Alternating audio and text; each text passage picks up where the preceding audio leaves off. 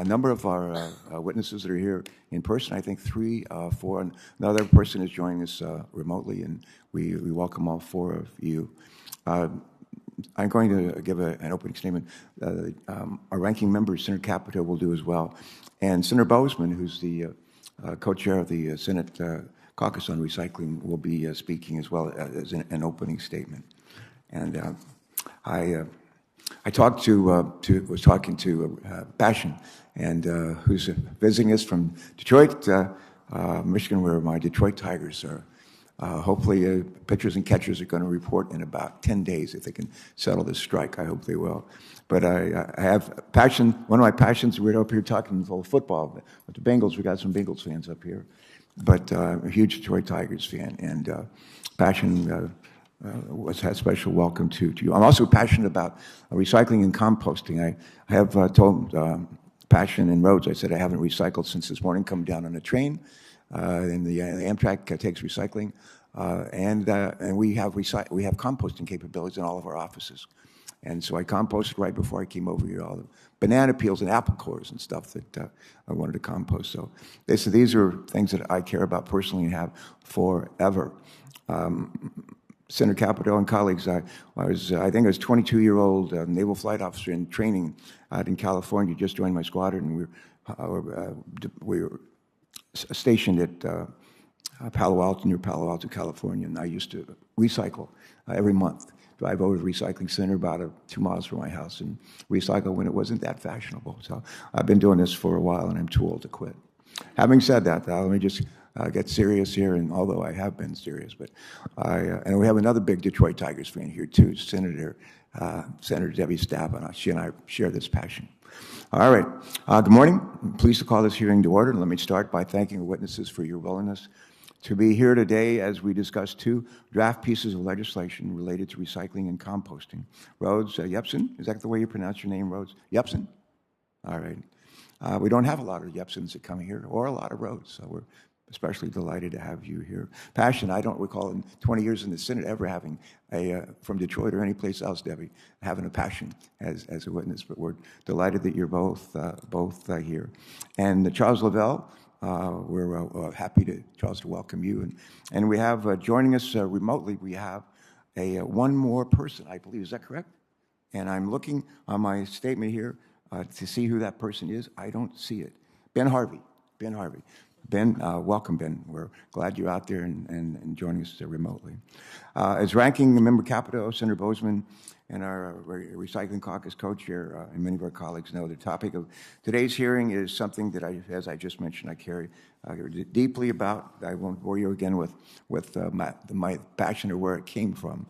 But we all have a part to play to improve our nation's recycling and composting efforts, and I'm hopeful that today's discussion on 2 draft pieces of legislation will provide us with a bipartisan roadmap to address several of the challenges that America's recycling efforts currently face.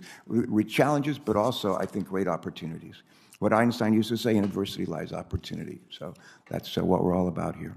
One of these challenges is the availability of good data. This past November, the Environmental Protection Agency released its first ever national recycling strategy. And this committee provided a lot, extensive. Michael Regan, the EPA administrator, will tell you, we provided from a committee significant input to the development of that national recycling strategy, and it reflects the bipartisan views on this subject.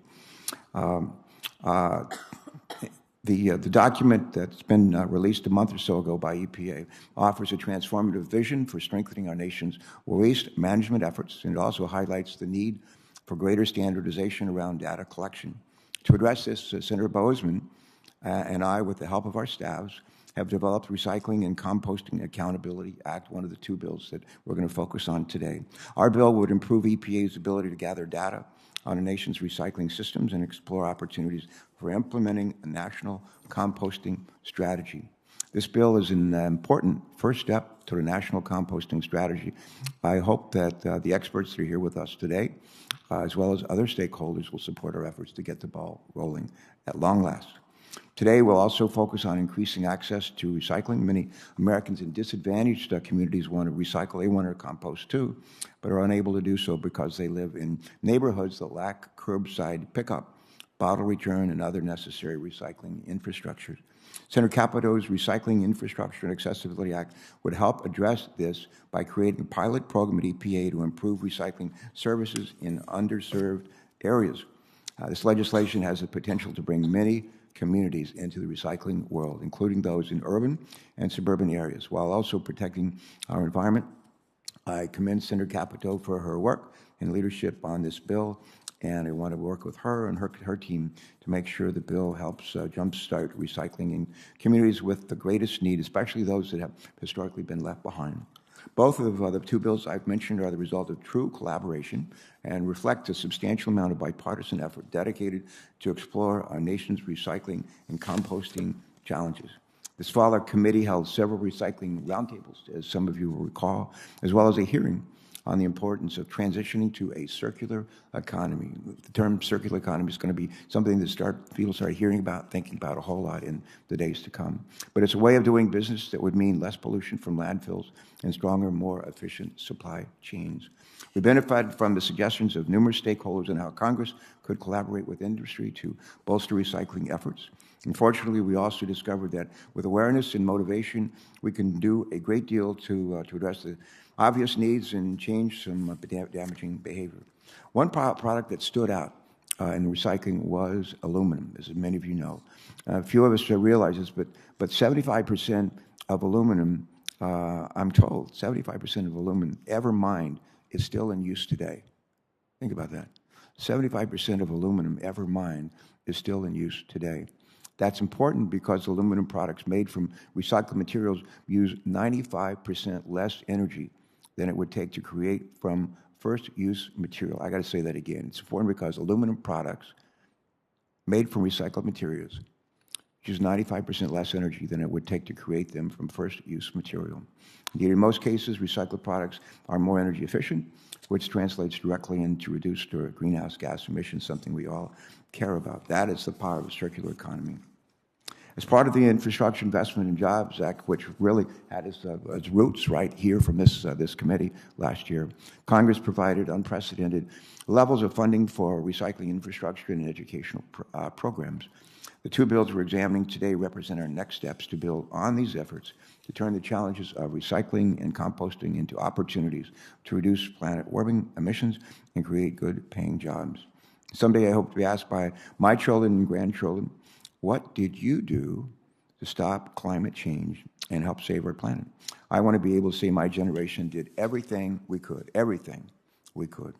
And working with Senators Capito, Bozeman, and other members of this committee and our colleagues in the Senate and the House, and a lot of other stakeholders, I embrace the chance to work on a bipartisan basis to dramatically improve our recycling and composting systems in America. And by doing so, we can respect our planet, preserve the precious resources that God has bestowed upon us, and I might also add, create a lot of jobs, good-paying jobs, all over the country. In West Virginia, in Arkansas, in Delaware, Michigan, and a whole lot of other places too. And with that, let me turn it over to our ranking member and partner in this on this issue and so many others for her opening remarks. And also, Taylor, I understand that Taylor, not Taylor Swift, but I got some bad news from Taylor. We'll miss her and we're grateful for all of her help. Well, thank you, Mr. Chairman. Thank the witnesses for being here with us today. A lot of what the chairman has said as an opening statement is mirrored in my own statements as well, because this is an issue that cuts across party and certainly is absolutely essential in this committee. In 2021, this committee and the Congressional Recycling Caucus, which Senator Bozeman is the chair of, with Chairman Carper, they were extremely active in getting hearing on stakeholder input on recycling policy. At that hearing, we discussed the need to expand material processing and manufacturing here in America and how a lack of demand for recycled materials is inhibiting market development and, as a result, an investment in recycling infrastructure.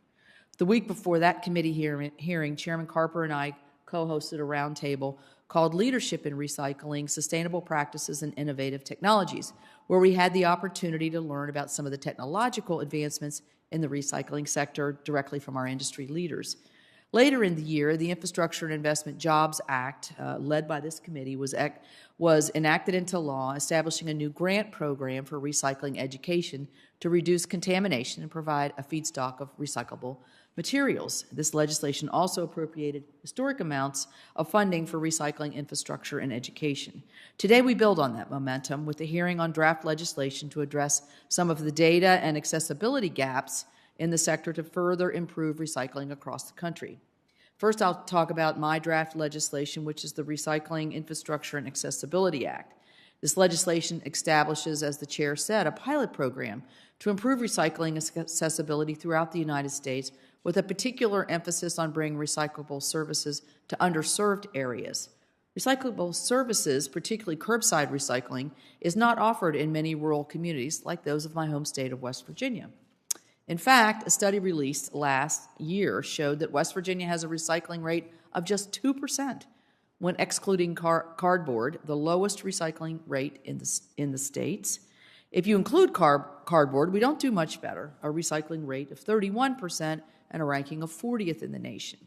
According to the most recent recycling survey by the Department of Environmental Protection in West Virginia, of the 50 county regional solid waste authorities, only 35 provide recycling services, and 5 work closely with local recyclers or municipalities to make sure that residents have recycling options. Together, these counties have 129 drop-off locations and 36 curbside. Of those, 14 are municipalities that have populations. We have 14 cities that have populations that exceed 10,000. And they are required to provide curbside recycling. But this is a problem. This is a challenge not for our state, but also other states that are represented on this committee, like Alaska and Wyoming, who face similar barriers. These rural areas share common challenges to accessibility, location, and proximity to materials, to material recovery facilities, and the size and density of the population. This leads to low processing yields and high collection and transportation costs, leaving materials recovery facilities struggling to operate at a profit. According to an opinion piece on Waste Dive, something I read every day, that was a little tongue-in-cheek there, a news outlet covering the industry, quote, "It is not uncommon for a small town to put out a request for a proposal asking waste companies to bid on recycling opportunities and to not receive any bids back due to the lack of perceived profitability. This pilot program established would provide resources to increase collection and transportation of recyclabilities through investments to transfer stations, for example, providing access in those areas where a materials recovery facility may not be able to operate at a profit. Secondly, Senator Carper, Senator Bozeman, and I have collaborated on a draft bill, the Recycling and Composting Accountability Act. This bill requires EPA to collect and distribute data on recycling and composting across the country to provide an accurate reflection of the performance both nationwide and statewide. This is information that's critical for us to be able to evaluate how we can improve and how to best inform future recycling policies. Recycling is a win-win solution, as the chairman says, for our environment and our economy. In this political climate, it is critical that we remember there's a lot we agree on, and we need to be diligent in identifying and pursuing those bipartisan opportunities to improve the future, and that's what we're doing here today. It is with great sadness that I announce, as the chairman said, that I'm losing a valued staff member at the end of this week, and one who is here with me today, who has been absolutely integral in the recycling space, but other areas on the committee. Taylor Meredith will be leaving us. It is rare that you meet a person that brings as much intellect and enthusiasm, both in a personal way and a professional way, and Taylor is one of those. So I know she'll exceed wherever she goes, and we'll certainly miss her and wish her all the best. So Taylor, thank you. Mm-hmm.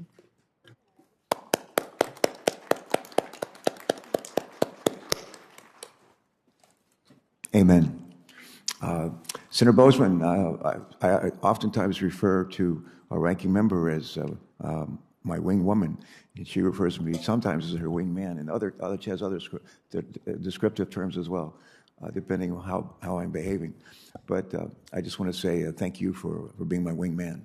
And we've been, I think, great partners leading the recycling caucus here in the Senate. And we have a bunch of folks in this committee that are part of that and that are not on this committee. So, John, why don't you go ahead and make an opening statement, and we'll get. Well, thank you very much, Mr. Chairman. I want to congratulate you and Senator Capito for the example that you set around here. We hear a lot about the rancor and this and that. We don't always agree, but I know that you two together are always trying to find common ground and find a path forward, which is so very important. So first, I want to thank you all very much for your attention to this important issue and for allowing us to discuss two pieces of legislation, the discussion draft of the Recycling and Composting Accountability Act that Chairman Carper and I have been working along with Senator Capito's Recycling Infrastructure and Accessibility Act. As a co-chair of the Senate Recycling Caucus, I understand the challenges and opportunities facing the recycling industry, and it's certainly very important to me, and I know it's important to Senator Capito and Chairman Carper. So we do appreciate you all being here very much. We've got a distinguished panel. When Chairman Carper and I began working on our proposal, we shared a goal of learning more about the landscape of recycling and identifying the challenges facing our nation's recycling and composting infrastructure. As you can imagine, the ability to recycle in Delaware and the ability to recycle in Arkansas are different. It's important to identify these regional differences, and so we can properly invest our resources to fix our nation's recycling challenges. I believe there's great opportunity to make improvements in the recycling space.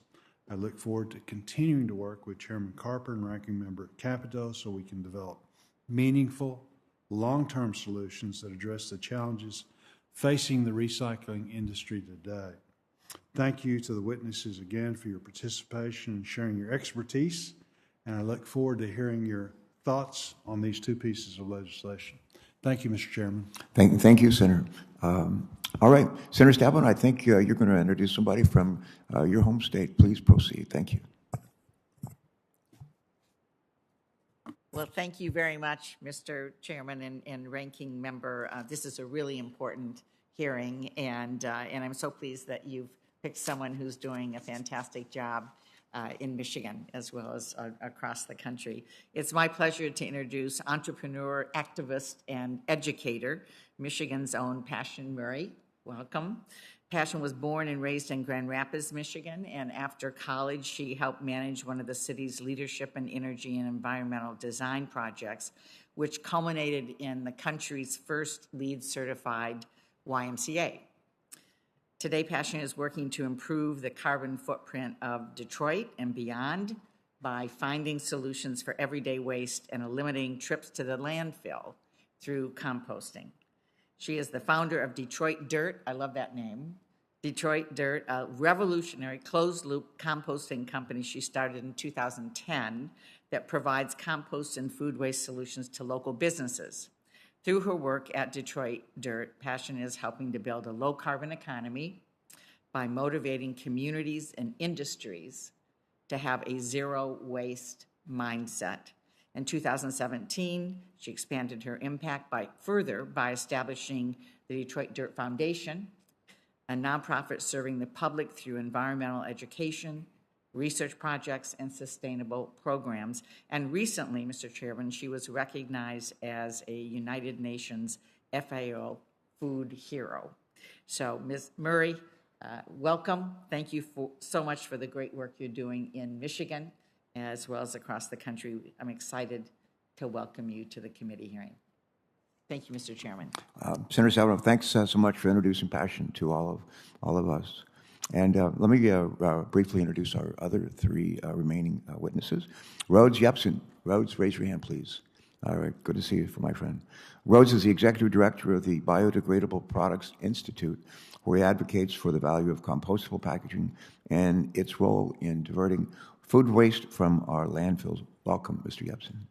We're also joined by Ben Harvey. Ben is chairman of the National Waste and Recycling Association. And Ben, I think you're out there in the atmosphere and you're joining us. I think, by remotely, and we're delighted that you're doing that. And our last witness is Charles Lavelle, Harrison, and goes by Lavelle. And Lavelle is the general manager for recycling and recovered fibers. He's joining us today. And Mr. Harrison, welcome. We're delighted to see you. And I think with that, we're going to start off with Mr. Upswing. You're welcome to present your testimony when you're ready, and take it away. Thank you. Chairman Carper, Ranking Member Capito, members of the committee, thank you for the opportunity to provide feedback on these two pieces of legislation today, advocating for our nation's systems for recycling and composting.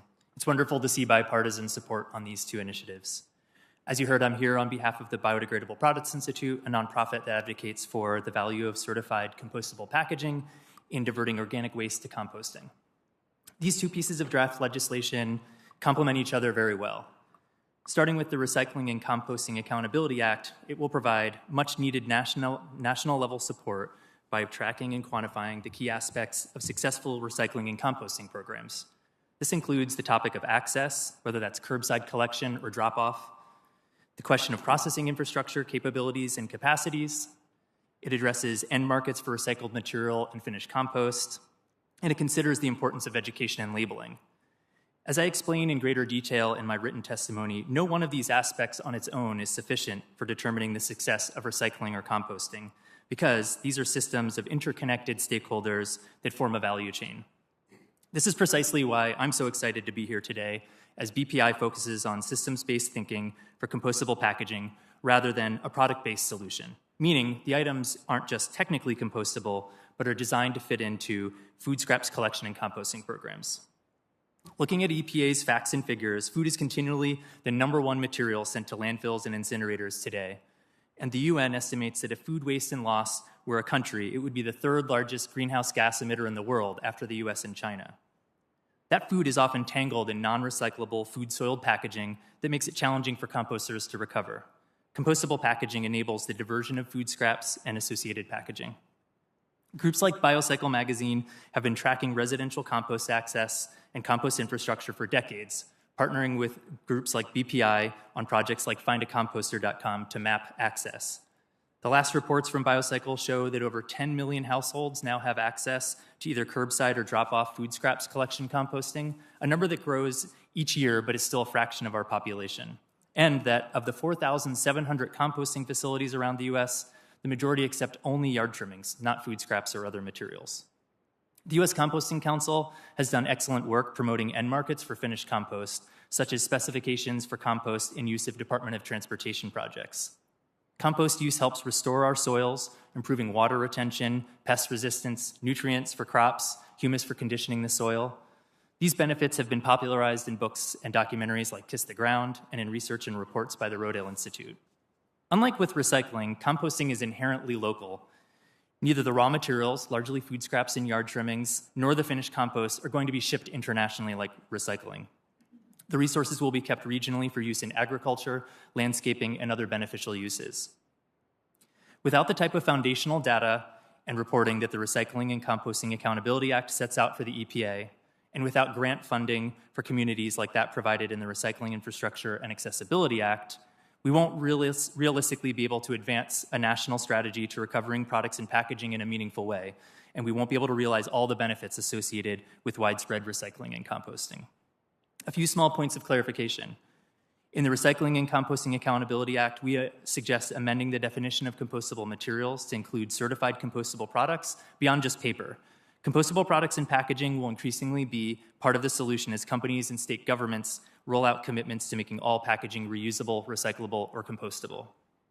In the Recycling Infrastructure and Accessibility Act, we have 2 comments. The first is expanding the scope to include composting, as food-soiled articles are often not readily recyclable, and again, the EPA is estimating roughly 40% of landfill and incinerator-bound material made up of food, yard trimmings, and wood waste, meaning we'll need composting alongside recycling to make a difference. That would also help further align the two bills. Finally, we recommend modifying the definition of underserved to be more inclusive of urban and suburban populations. We definitely respect that distance to processing facility is important, but that it's not the only determinant for whether a community offers recycling or composting, and that there may be communities that already have recycling or composting programs but charge an extra fee for that service, setting a barrier to participation. These funds could be used more broadly. Thank you for putting forward 2 excellent legislative proposals to improve domestic recycling and composting programs, and for the opportunity to provide testimony and support. It has been an honor. Oh, the honors are ours. Thanks, Mr. Yepes. Thanks for good work that you're doing and for joining us today. Passion, you've already been introduced by Senator Stappin, so we'll just turn it over to you to give your statement. Please proceed. Thank you. Good morning to all of the senators, and it's an honor to be here. And first, I would just like to read a letter that I addressed, and then I will just make a couple of statements. But just for the record, I do support both bills or legislation. I think that we're moving in a positive step moving forward for the future for generations to come. So thank you. Thank you. Detroit Dirt, our mission is to create a zero-waste mindset and drive forward a low-carbon economy. The foundation of our work is in climate change adaptation in terms of food waste. This is rooted in specific actions that create movement towards carbon dioxide reductions. We must also address food loss and waste because the U.S. spends $218 billion a year growing, processing, and transporting food that is not consumed. At Detroit Dirt, we transport food waste from clients and process it into a high-quality compost. This impacts the environment by using food waste to its highest and best use as a compost product for agriculture. Diverting food waste from landfills also mitigates the generation of carbon dioxide and methane. The benefits of using compost in agriculture are many, including increased crop yields and healthier plants. Beyond agriculture, incorporating compost into contaminated soils mitigates contaminants such as lead and other pollutants. Compost also helps increase soil's ability to hold stormwater runoff, which impacts nearby lakes. Another important part of our work is in soil erosion in agricultural lands. The rates of soil erosion and depletion exceed new soil production by billions of tons per year. The unprecedented loss of soil health and productivity has been well documented. And in the U.S., there are reported to be less than 60 years of productive harvest. This speaks to the critical need to take organic materials like food waste, capture its embedded energy, and bring it back into the soils to increase the organic matter that agricultural soils must maintain. In terms of the environmental stewardship and circular economies, we know that we must take positive steps to make changes through strong partnerships. With these partnerships, we must establish foundations to support the next generation of people who will inherit a different world. Part of our vision is to prepare them for what is to come through education so that everyone can understand their own role, especially as climate change creates an environment where changing seasons will make food production more difficult, where a changing world will take competing interests for natural resources into uncharted territory. Our vision is to create a thriving, sustainable enterprise where employment opportunities are available to support healthy neighborhoods, sustainable agriculture. Infrastructure for food waste management within an urban setting means reducing our overall carbon footprint, while our high visibility and community outreach will create markets for a variety of products. The new generation of powerful electric trucks manufactured in Michigan, with further support of our vision transporting food waste and generating zero emissions. The challenges of climate change means that we must invest in innovation and creativity. While our work is measurable, we know some aspects extend far beyond those matters that are measurable or tangible. Supporting our community is a large part of our vision. We understand the value of citizenship, the responsibility of service to our community. To this end, I am in support of legislation, Recycling Infrastructure Accessibility Act of 2022, as well as the Recycling and Composting Accountability Act. I would like to add a few comments. When we speak about innovation, I, for the last 10 years, have been primarily focusing on replacing landfills and bringing education around anaerobic digestion, in-vessel technology, and other technologies that we can actually make byproducts. If we think about the methane when we bury food waste in the landfills, that carbon not only should be recycled, but when we look at the innovation of technologies that can capture that energy and use it for heating buildings, fuel, and other byproducts, this is imperative. I believe that across the country and the world, we're having issues around education. If more of our people understand in vulnerable communities that are impacted what composting means, what recycling means, and translating science, this is the low-hanging fruit of actually impacting climate change, because it's not just about recycling or carbon cycles. This is actually about creating and manufacturing byproducts that we can create markets and retail, which is something I'm very excited about. So we'll get into that later, but thank you. Thank you for that PS and for joining us today in your testimony. Next, we're going to hear from Ben Harvey, I think remotely. Ben Harvey, delighted that you can join us, and would ask you just to proceed, please. Thank you. Go ahead, Ben. Thank you. Good morning, Chairman Copper and Ranking Member Capito, and members of the committee. My name is Ben Harvey, and I am president of Westborough, Massachusetts-based E.L. Harvey & Sons, Inc., a full-service waste and recycling firm servicing residential, commercial, industrial, and municipal customers throughout eastern New England.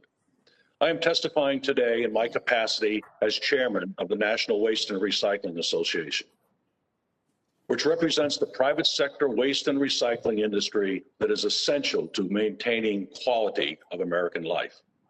I thank you for the opportunity to appear before the committee today and present you with the industry perspective on recycling infrastructure and accessibility and discuss its impact on us. Ensuring that all Americans have access to recycling provides sustainable materials management across the nation. Rural areas have unique challenges collecting recyclables and accessing recycling markets, leaving many communities underserved. Recycling has become increasingly complex over the past 20 years. To manage the growing diversity of materials, material recovery facilities, or MRFs, must have more and increasingly sophisticated equipment. Today's MRFs do not just have magnets, eddy current separators, and screens.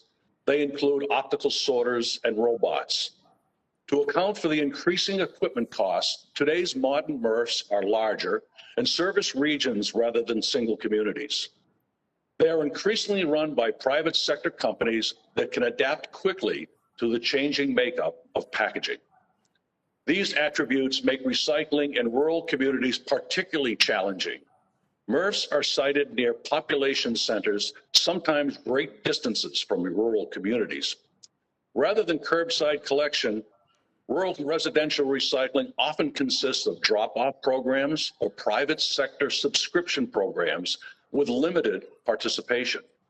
Once recyclables are collected, transporting the material to processing facilities and ultimately to end markets represents another hurdle. However, rural recycling can achieve success through the hub and spoke model, which creates consolidation hubs that service small communities. These transfer stations are where smaller truckloads of materials are consolidated into larger truckloads for their final transfer to processing facilities. Rural communities interested in adopting such a model would benefit from grants for transfer station infrastructure construction and recycling tractor trailers and transfer trailers to move the material. Hub and spoke systems reduce transportation and provide much needed operational efficiency to make recycling viable for rural areas. That is why I was encouraged by the approach undertaken by Senator Capito's legislation. The private and public sector mutually benefit from a model where public sector can efficiently collect materials from rural areas and transfer them to privately operated MRFs for processing. Privately operated MRFs typically share revenues from the sale of the processed recyclables with the communities that bring the materials to them. We wholeheartedly support a program where rural communities can access the global recycling markets. Whatever we do needs to be undergirded with good data. Recycling, composting, and waste composition has changed significantly over time.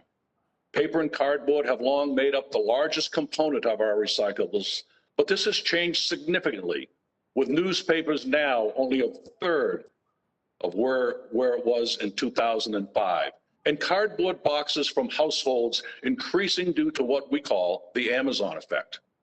Food waste has become the largest part of what ends up in landfills, and disposal of clothing has doubled over the last 20 years. As a businessman, it is important for me to be able to make decisions founded on good data. That's why I'm also pleased to support the Recycling and Composting Accountability Act that empowers EPA to perform the studies that we need. Again, thank you, Mr. Chairman and Ranking Member Capito, for this opportunity to testify today. I will be happy to respond to any questions. Mr. Harvey, thank you so much. And I know Senator Capito also appreciates your testimony and your presence. Thanks for joining us remotely. All right. Batting cleanup. I think Mr. Harrison. No, Lavelle. All right, Lavelle. Harrison, and I'm going to ask you to go ahead and give us your opening statement. Lavelle, thanks so much for coming. Thank you. Chairman Carper, Ranking Member Capito, and Senator Bozeman, and distinguished members of the committee, thank you for the opportunity to speak today. My name is Lavelle Harrison, and I'm the Vice President and General Manager of Recycling and International Paper. We are a leading global supplier of renewable fiber-based products, which includes corrugated packaging products and pulp for diapers, tissue, and personal care products. We are headquartered in Memphis, Tennessee, and employ approximately 27... Mr. Harrison, I'm not sure if your microphone is on. You could just double check and make sure. We want to hear every word. Okay. Can you hear me now? Or maybe I'm too far away. Can you hear me now? I can, yes. Others? I can hear. All right. Yeah, we're good. All right, I thanks. apologize for that. That's okay. Again, thanks for allowing me to be here today. Again, my name is Lavelle Harrison. I'm the Vice President and General Manager of Recycling for International Paper. We are a leading global supplier of renewable fiber-based products, which includes corrugated packaging products and pulp for diapers, tissue, and other personal care products. We are headquartered in Memphis, Tennessee, and employ approximately 27,000 colleagues in the U.S. In our business, recovered fiber refers to paper and fiber-based packaging products that have served their primary purpose and are now ready to be collected and recycled. In addition to manufacturing, International Paper recovers more than 7 million tons of recovered fiber annually. In 2020, International Paper released a Vision 2030 goal, which demonstrated our commitments to building a better future for people, the planet, and the company. These goals are detailed in my written statement. As a company that truly embraces the concept of a circular economy, our renewable solution goal includes a target to create innovative products that are 100% reusable, recyclable, or compostable, a metric designed to accelerate the transition to a low-carbon economy throughout the company's value chain. I am pleased to share our support of the Recycling and Composting Accountability Act and the Recycling Infrastructure and Accessibility Act today, and some insights into International Paper's recycling business and the paper's industry's commitment to circularity and sustainable practices. End markets for recovered paper products are strong, and thanks to the significant private investments by our industry over the past decades and established value chain of our customers, we support market-based approaches like the provisions in these two bills to improve the nation's recycling system. The paper industry is a leader in recycling. According to the EPA, by weight, more paper is recovered for recycling from municipal waste streams than plastic, glass, steel, and aluminum. Paper recycling rates have continuously grown over recent decades and remain consistently high at or above 63% since 2009. In 2020, nearly 66% of the paper and 89% of the corrugated boxes were recycled. The paper industry has planned or announced approximately $5 billion in manufacturing infrastructure investments by the end of 2023 to continue the best use of recycled fiber in our products. These investments will help increase the amount of recovered paper used by U.S. paper and paperboard mills by approximately 8 million tons, which would represent about a 25% increase in U.S. recovered paper consumption over the 2020 levels. Legislations like the Recycling and Composting Accountability Act will help companies like International Paper reach our goals. As a data-driven company, we understand to improve something, you must be able to measure it. International Paper proudly developed these stretch goals, and it takes resources like in this bill's data finding to help us achieve them. Our industry prioritizes data collection to improve recycling rates. The American Forest and Paper Association has completed 2 key data projects in the last year. This includes AF&PA's Access to Recycling study, which found that 94% of Americans have access to community paper or in paperboard recycling programs. The study also finds that 79% of Americans now have access to curbside residential recycling programs, making it easier for them to recycle at home. This represents an increase of more than 14 million people since the 2014 study was done. Second, last year, AF&PA released a design guidance for recyclability. The guide provides data for packaging designers and consumer brands to better understand how non-fiber elements such as coatings and additives impact the recyclability of paper-based packaging. This is another example of our industry's commitment to circularity.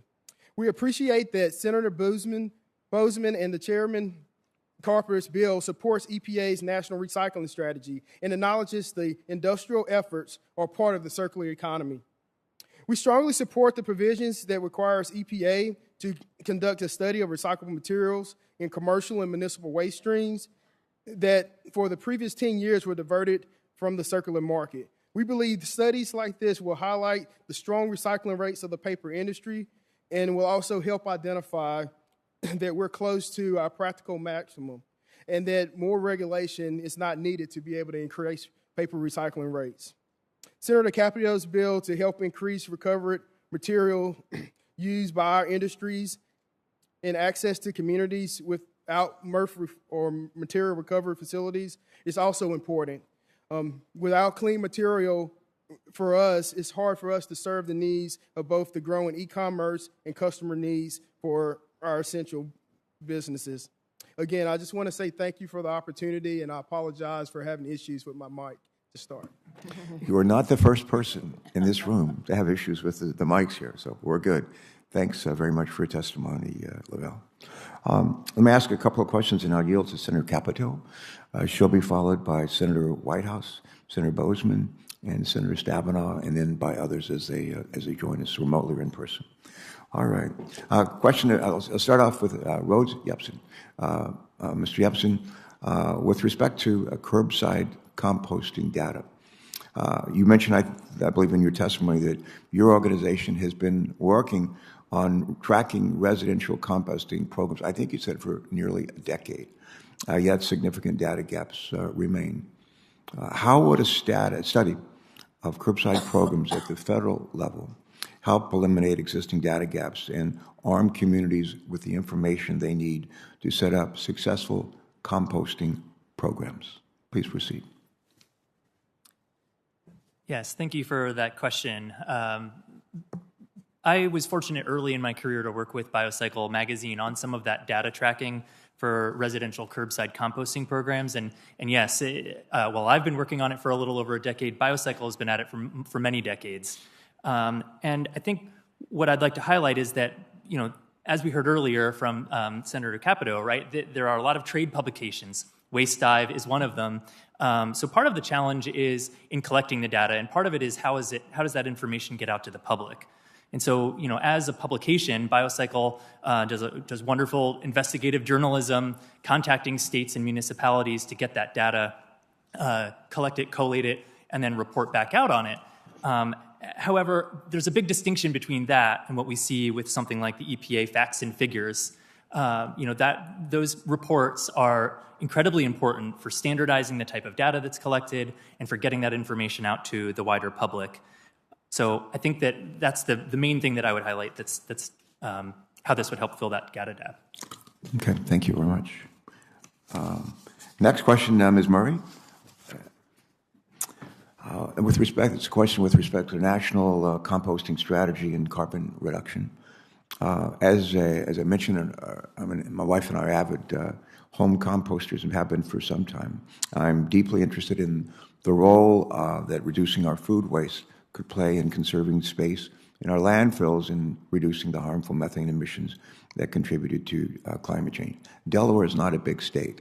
We're about 100 miles from north to south, about 50 miles from east to west, and we need all the land we have, and we've got about 1 million people, so we don't need to create more and more space for landfills. We need to figure out how to compost and recycle. But I think that this is an issue of social justice as well, as 30 to 40% of our nation's food supply is wasted, while nearly 14 million Americans, many of whom are children, experience food insecurity. With these potential benefits in mind, the Recycling and Compost Accountability Act would direct the Environmental Protection Agency to conduct a study on the capability of the United States to implement a national residential composting strategy. The question is this: what do you see as the potential benefits of creating a national composting strategy? Thank you, Senator, for that question. I've been waiting for years to have someone address these issues. And so, first, the wait is over. That day has come. And it being bipartisan, this is amazing. First, I would like to say that if we really break the waste stream down and look at the economics of what the waste stream really is and the value of how much we're burying in landfills, that should actually create a red flag right there, because there's over $200 billion of food waste being wasted annually in this country alone. And so first of all, we need to make sure that the education and the awareness around this is just very crucial and imperative. But it's the byproducts that can be made from this. In the past history, people have been interested in the tipping fees and creating sites where they're looking on the front end of how much money they can make by discarding the waste. But it's not waste, it's a resource. Composting is actually healthy for soils, for our landscapes, our urban landscapes, for water runoff, et cetera. We have to look at the market and actually on a national level of creating retail and wholesale markets around this product as well. When you walk into a Home Depot or a grocery store, you have all these chemical fertilizers and chemically based products that we have to replace. There's no need to do that. We have the technology to actually create byproducts that can replace those chemically based products. And it's also healthy for not just the environment, but also we're looking at the economic benefit of that. But I also would like to say that the more access we have to sites, whether they're boutique sites of 2 to 3 acres or larger composting sites, we have to look at the energy embedded in this as well. When you truck compost or waste 30, 40 miles outside of the city, that's a lot of energy wasted. When you create a closed loop cycle or closed loop market within an urban community or rural community, you're actually keeping those products within that circular economy, which is a great benefit. So we're looking at social, economical, and environmental impacts.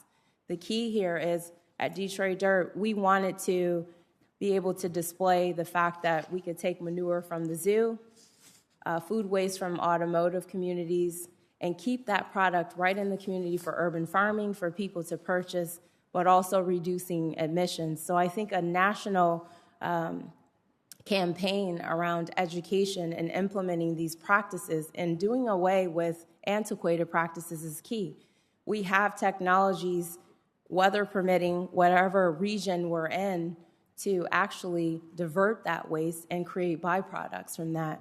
So I think we have to look at the energy embedded in that. We also have to look at, creating the circular economy or local economy and the benefits. But I think on a national level, if we can look at a few factors here, making sure that we have education and awareness for the general public, creating curriculum for K through 12 schools. We're doing that in Michigan right now. I think that is crucial when our youth and younger students can see themselves playing a role in this. That's key because they can take that home to their households. But I also think that when we start building these new markets to pinpoint what products we can replace that's on the market that's doing more harm, but also when we're looking at reducing or emitting emissions, that's something to me from a moral and just ethical standpoint, it's key, right? And so I think at the end of the day, socially, economically, and environmentally, we're taking a step forward in a positive direction. Great. Thank you. Thanks for all that. You read my mind. I had one more question I was going to ask you, and you've answered it without it being asked. So thank you for that. Now it's Senator Capito's turn. She'll be followed by Senator Whitehouse. Senator Capito. Thank you, Mr. Chairman. Thank all of you for being here again. I have a question for Mr. Harvey. Your family's company operates and provides recycling services in rural areas in New England. Can you explain why certain regions within New England have the infrastructure, geography, or special characteristics that enable curbside recycling, and why other areas in that region may not have that? It comes down to the density of the municipality that we operate in. Our industry is all about density, and it's all about volume. And we need to be able to send our trucks out in a dense area, and we need to collect the recyclables or the trash in one truck and bring it back to a central location. And we want volume. And so when you have a highly populated area, it's much easier to do curbside recycling. When you get into rural areas, even in the state of Massachusetts or in New England, when you go up into northern New England, it's so much harder to send that truck out and collect the material. We send in 2 trucks out a lot of times. What the industry has started to do is to start to use what we call split bodies. So we're only sending 1 truck out at a time to do it. But even in the Commonwealth of Massachusetts, where we operate, we have feeder transfer stations that feed into our MRF in central Massachusetts. And we need those. We need those feeder systems to come in and make it profitable for us to run our MRFs. So we run into the same aspect, not quite as rural West Virginia or some of the Oklahoma or some of the other states. But that's the biggest reason. It's density. Right. Well, so investments you mentioned, and I think you've already answered this, in transfer stations and other mechanisms for increasing collection and transportation would be long-term solutions for our rural. You think those would be long-term solutions for our rural communities then? Definitely would be. Yes. Yes. Okay. So, our previous witness, Ms. Murray, was talking about a circular economy. So if you were looking at a transfer station system such as you have, and would you consider that a circular economy way of dealing with recycling? I think the circular economy goes from the collection to the processing to the marketing and then turning it back into another product. So no matter the collection and the processing are only one half of that or one part of that. We still need the outlets for the materials. We still need to establish good, solid markets, which we've worked hard through for years to establish those. We need to be able to collect the materials, but at the end of the day, we need to be able to ship them out to consumers wherever they may be, domestically or export, wherever that market is. Are those markets, closing the whole loop. Are those markets increasing for you now, or are they static, or what is the state of the aftermarket after the process? That's a very good question. We've certainly had some issues when China stopped accepting a lot of our recyclable materials. We've been very fortunate since that time that our domestic mills have picked up the need for more materials. You heard the gentleman from IP say about all the tons that they handle.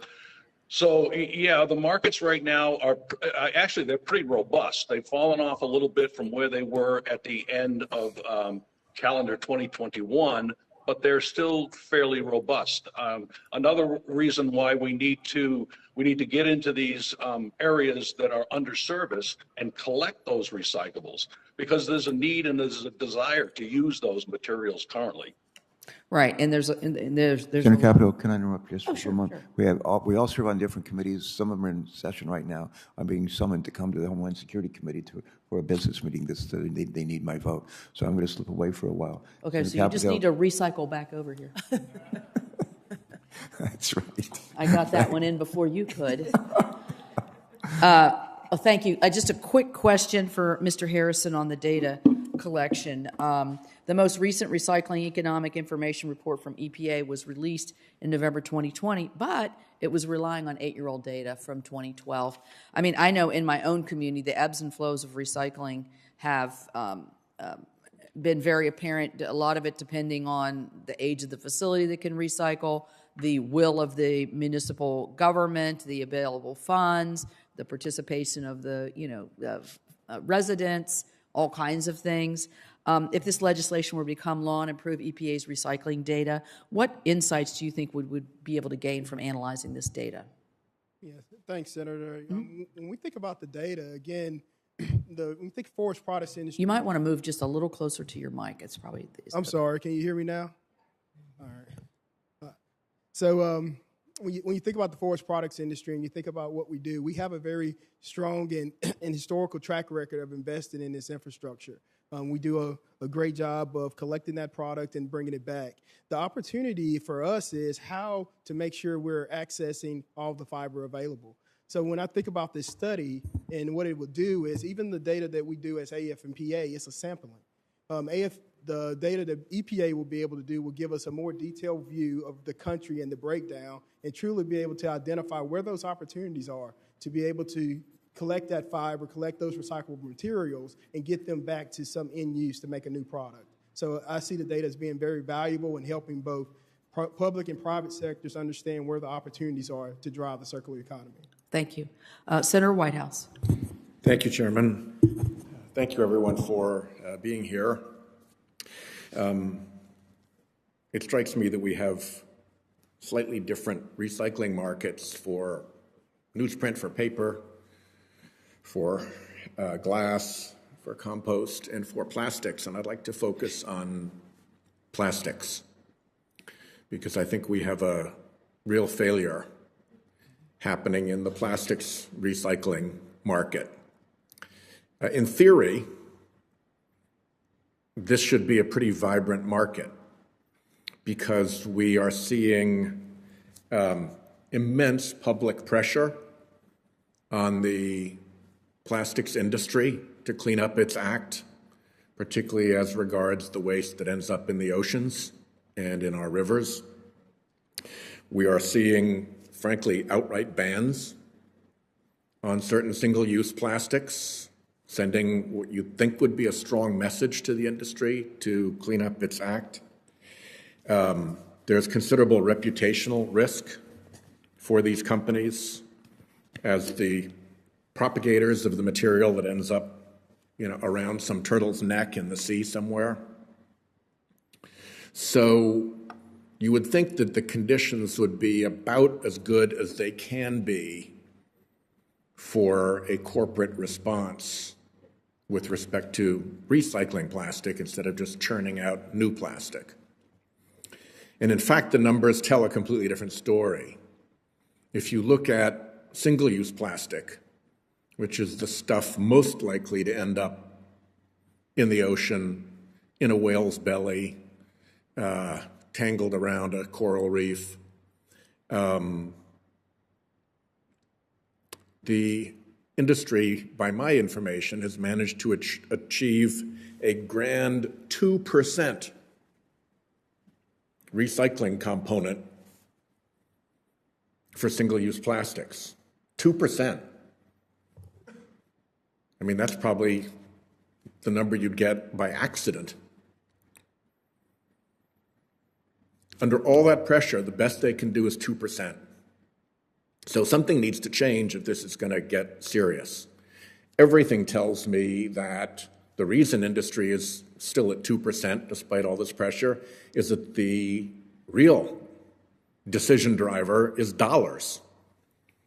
And it's cheaper to buy new nurdles of plastic and put out your single-use plastic items than it is to buy recycled plastic, and therefore the industry spurns recycled plastic despite all that public pressure because of the pressure of cost. So it seems to me that's a really simple gateway to a solution to the problem to get us above 2%. If you look at it at our blue bins, I have blue bins that we fill with recycling. The record that I think we have on actual recycling, when an American goes to their blue bin and takes the soda bottles and the plastic waste from their household and actually puts it in the blue bin, is that less than 10%, most likely 6 to 8% of that actually gets recycled. More than 90% of it doesn't actually get recycled. It's almost at the level of being a scam on the consumers who in good faith are putting their plastics in those blue bins and aren't being told that the industry isn't recycling that stuff. A lot of it's simply being packed up and put into the dump. A lot of it's simply being packed up and shipped overseas to be put into open air dumps and end up in the rivers and end up in the oceans and go on from there.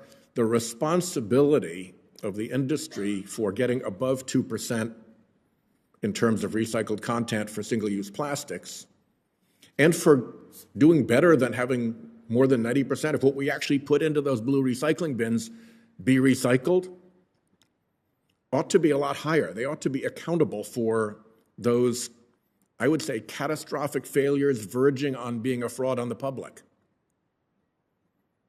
So I'm hoping that we can work together not just to measure the disastrous state of plastics recycling, but to solve it. And I would really appreciate it if each of the witnesses would take a minute when this hearing is over and take this as a question for the record and give me your ideas and suggestions as to what needs to be done to solve this dilemma of total plastics recycling failure that we are stuck in.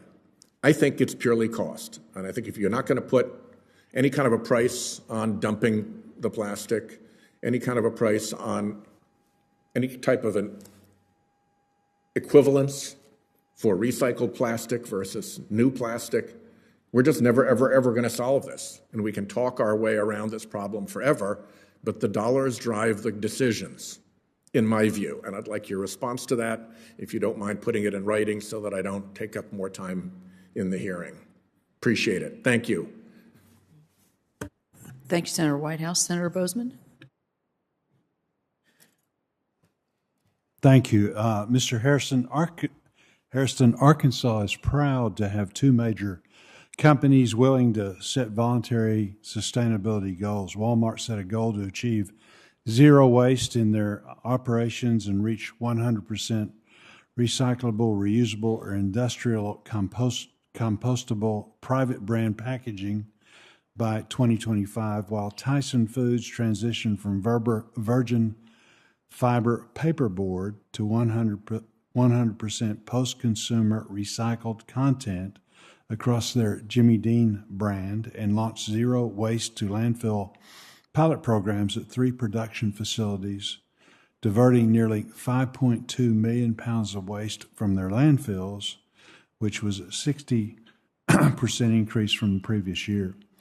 Mr. Harrison, how will the Recycling and Composting Accountability Act help companies like Walmart, Tyson Foods, others that are working hard in this area as they try and meet their needs? Thanks for the question, Senator. Again, I go back to your companies that you referenced, just like International Paper. We have some pretty stretched goals out there, and we believe that we can achieve those goals. One of the challenges and opportunities as we try to get there is understanding what's impacting circularity. The first piece is, one, being able to have a packaging or material that is circular, meaning that it's recyclable, it's reusable, or it's compostable. Once we do that, the next question has to be, is it coming back around? And the thing that this act is going to do for us, it's going to help identify and help point out clarity where the gaps are so that we can take responsible actions with our private and public partners to be able to figure out how to continue to drive toward that 100% goal. Very good. Mr. Hairston, oftentimes companies implement sustainability programs because it fits within their mission statement or core beliefs. But sometimes companies develop innovative sustainability practices because it makes economic sense to do so. Can you give us some examples of the private sector investing in sustainability practices to protect the environment while also helping their bottom line? And this is really what Senator Whitehouse was alluding to, and it is very, very important. Yes, I think it's definitely a good question, and I think you're able to meet that momentum and drive when you can figure out a way to have both an economic and social solution.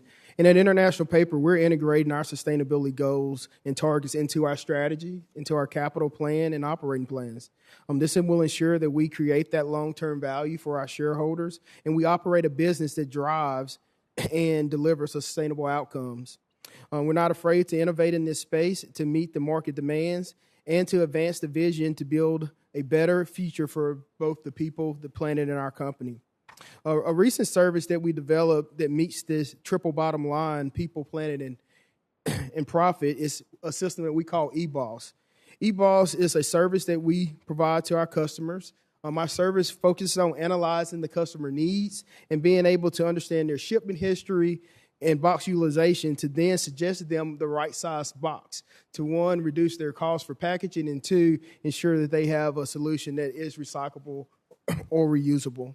Those are some ways that, again, we're able to, one, meet our goals of sustainability and circular market, and at the same time being able to help reduce costs and drive economic benefits for the companies that we're working with. Right. As you allude to, paper recycling rates are one of the great success stories within the industry, with an approximate 66% recycling rate and 94% of Americans having access to a community paper recycling program. Additionally, 82% of the U.S. population has access to community recycling programs that accept pizza boxes. What are some of the lessons other commodities could learn from the paper industry to improve their rates? And again, going back to the very important question that Senator Whitehouse raised.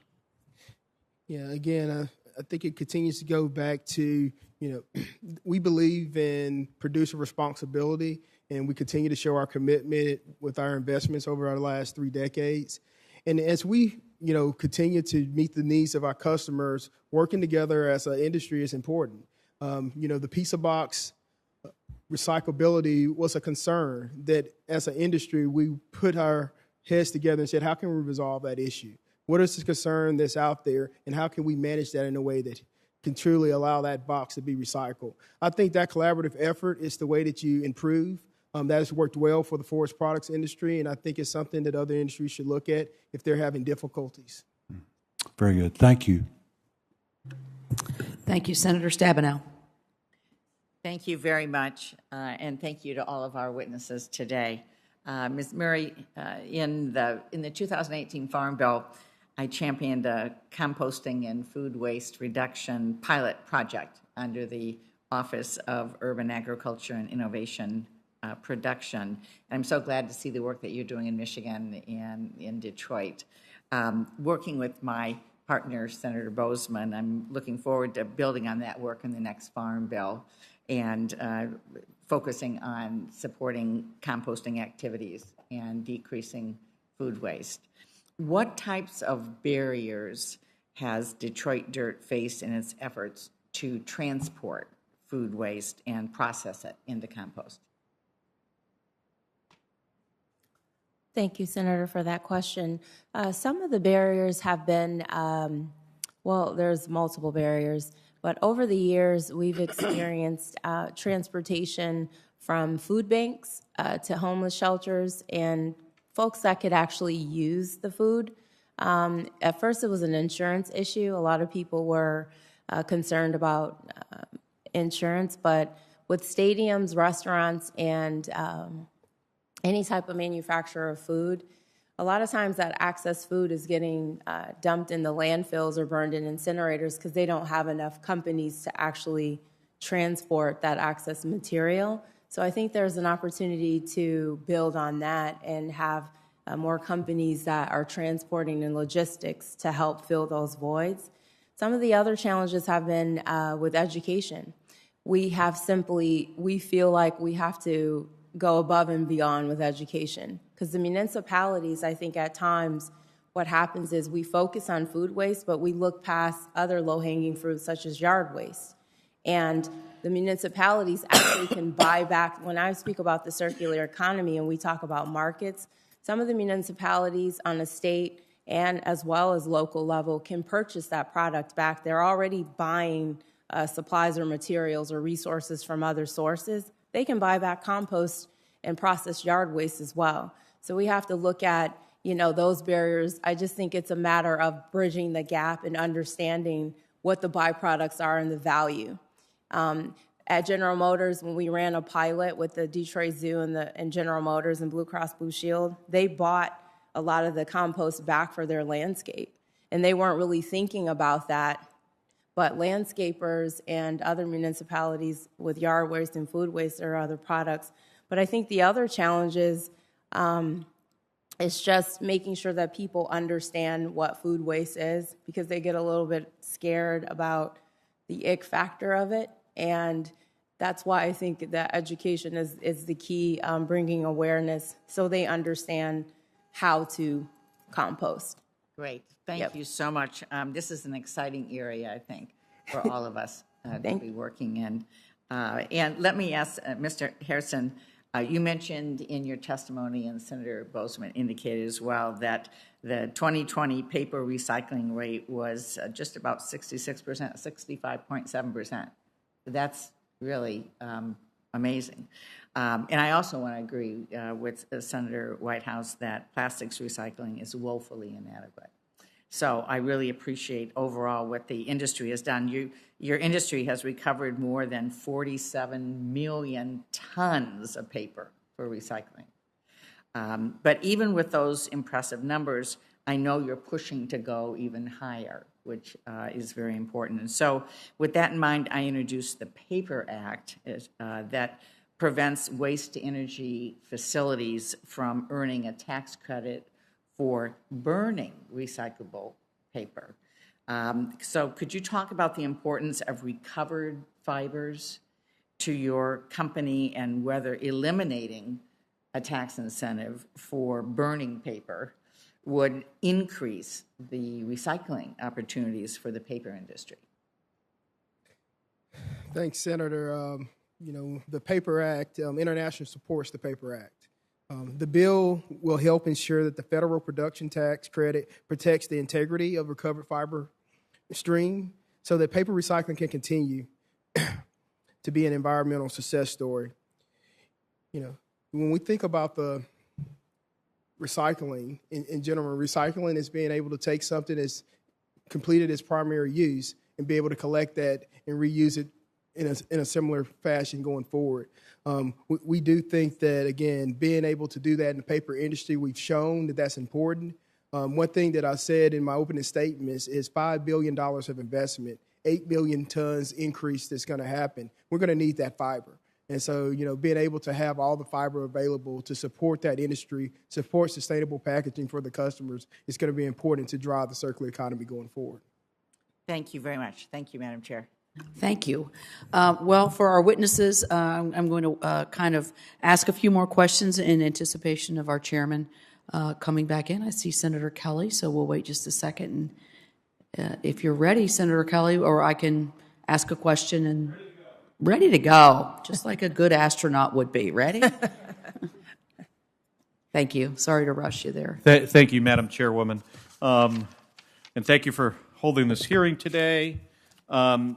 This question is for Mr. Harvey, who I believe is remote. Mr. Harvey, I appreciated that you took time in your testimony to discuss the unique challenges rural communities face when establishing and sustaining recycling programs. And I appreciate that both of the bills we're discussing today take steps to address these challenges. Many rural communities want to offer curbside recycling programs, but in recent years, it's gotten increasingly challenging for these programs to make financial sense. For example, in 2019, the city of Sierra Vista in Arizona was forced to end their curbside recycling program because they had to ship their recyclables nearly 200 miles to Phoenix. And then the numbers, the math, the financials on this just didn't add up. In the past 3 years, 7 cities in Arizona have ended curbside recycling. So, Mr. Harvey, can you expand upon your testimony about the costs that rural and disadvantaged communities face when they must choose whether to ship recyclables tens or hundreds of miles to the nearest processing facility or to end recycling programs? And then what can the federal government do to support recycling in rural areas? Thank you. I think what the biggest issue facing us is certainly the cost to collect, transport, and process. And when we ran into the situation where China was not accepting any of our material, the recycling markets throughout the world collapsed. They went negative on us. There was no value for the materials that we were collecting. And so we had to institute, in a lot of cases, we instituted processing costs at our MRFs, where before when we didn't have to do that because the value of those recyclables after we processed them covered that.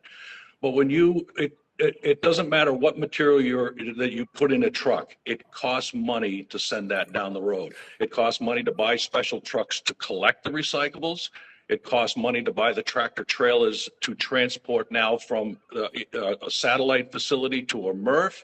It costs to process that material, and then it costs to ship it out to the consuming mills. So all of those costs can add up significantly, depending on what part of the country that you're in.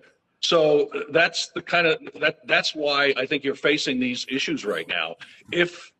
As we start to get into a more robust marketplace with recyclables, hopefully we'll see some of those costs come down. And I think that this is where we need the support of the federal government to come in and subsidize, maybe, in some of these situations where it's costing a municipality too much money to transport and process those recyclables.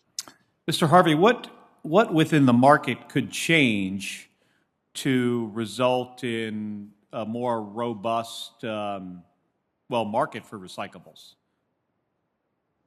I guess the easy answer to that would be a guaranteed price for what we get paid for the materials that we process. But it doesn't. It fluctuates it's a very supply and demand basis, and it fluctuates on that supply and demand.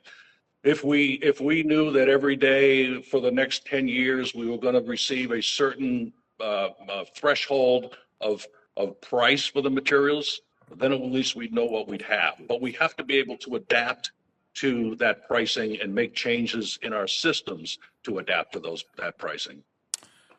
And is the only way for that to happen is there needs to be some support from the federal government, or is there another free market scenario where that could come to pass? I don't see anything happening in the free marketplace. And I'm a free marketplace guy. I've built my business. I've been doing this for 50 years, and we've wrote it up and we've wrote it down. And I believe in the free marketplace, but there's no guarantee in the free marketplace. So that's the only issue that we deal with. Well, thank you, Mr. Harvey. And if the senator from Alaska is ready, I have one more question. If I'll go over the time, unless you were ready right now. No, go ahead. All right. And this question is for Mr. Yepsen. One of the biggest challenges recycling programs face right now is finding end markets for recyclable materials and finding and finished compost. In fact, one of the leading challenges I hear from communities in Arizona who are struggling to maintain recycling programs or beginning composting programs is that it's costly to find buyers willing to take a finished product. That's why I appreciate the Recycling and Composting Accountability Act, which takes the first steps to address this problem through a comprehensive study on the end markets for recyclable and composted materials. Mr. Yepsen, can you expand upon why this study could be so groundbreaking, and has anything like this been done before? I do think it would be groundbreaking. There's been some research done on end markets for finished compost, and the U.S. Composting Council has published reports on this and really advocates for different markets and has case studies around use for things like the Department of Transportation, which has really helped spec compost into Department of Transportation projects. I think, as we heard also earlier from Passion, we see more and more efforts from whether that's a business or a community that is trying to divert their food scraps and yard trimmings to compost, also committing to buying that back. So we know that whether it's a corporate campus that has a composting program and has grounds, or a municipality that has landscaping needs. And I think that having a federal level tracking of this would be really helpful, because I think it's oftentimes just that composting is so new that a lot of communities don't have an understanding of just how many varieties of avenues that finished compost could be used in. And how many communities nationwide actually have composting program? Do you know, like, by a percentage? For yard trimmings composting, the number is fairly large, but it's seasonal in most places for yard trimmings collection. So there are around 4,700 composting facilities taking yard trimmings. But the number is much smaller when it comes to food scraps composting and really robust curbside programs, and that's less than 10% of the population. Thank you. The senator from Alaska. Thank you, Mr. Chairman, and I want to thank the witnesses for being here today. This is an area that actually has a lot of bipartisan support, and when you are helping us think through solutions, I want you to try and help us think through what would be bipartisan solutions. So let me give you an example. Senator Whitehouse, I know, has already asked some questions about plastics. You may have seen he and I have been putting forward legislation that's been very strongly supported. The Save Our Seas Act, the Save Our Seas 2.0 Act have all been passed and signed into law, and now are working on implementation. So let me ask Mr. Harvey and Mr. Hairston, give me your thoughts quickly, particularly really following up on Senator Whitehouse's question earlier about plastics and what you see as bipartisan approach. You think you guys have a sense of what that would be? I'm not looking for like big top-down mandates and taxes, but there are other things that I think can achieve a lot of broad-based support here on an issue that in many ways is a uniting issue. The oceans cleanup, oceans plastic issue certainly is one here in the Senate. But do you have any thoughts on those in terms of plastics in particular? Maybe Ms. Hairston, we'll start with you. Yes, thanks, Senator, for the question. Spoke to it a little earlier. As we think about, addressing those issues, I think of it from a fiber-based industry and what have we done and what are the things that have been successful for us. And, we believe, one, honestly, that the producers have a responsibility. And over our 3 decades, we've been focusing on infrastructure investments to help drive that piece. The recycling rate for cardboard continues to be high. We continue to see. Why is that high and it's not high in other areas? You guys know or have a sense? Yeah, I can't speak to what's driving the economics of plastic. I can speak to the things that we see in the fiber base where, we have a local commodity that's collected that has global demand. And we've been able to leverage that to provide sustainable fiber-based packaging for our customers. We think that that's continues an opportunity. Exactly what's the problem with plastic, I can't speak to or don't feel comfortable speaking to at this time. Okay, Mr. Harvey, do you have a sense on the questions that I posed? So I'm having just a little bit of trouble hearing, but you're talking about plastics and a solution. From our standpoint, we are kind of like in the middle. We don't manufacture it and we don't use it. We just kind of pick it up and process it. But I will tell you, in all my years of doing this, there has been a tremendous amount of confusion on what is and isn't recyclable and the different types of resins that are available. And it's very, very difficult when these manufacturers keep coming out with new products and a different resin that looks the same as maybe something else.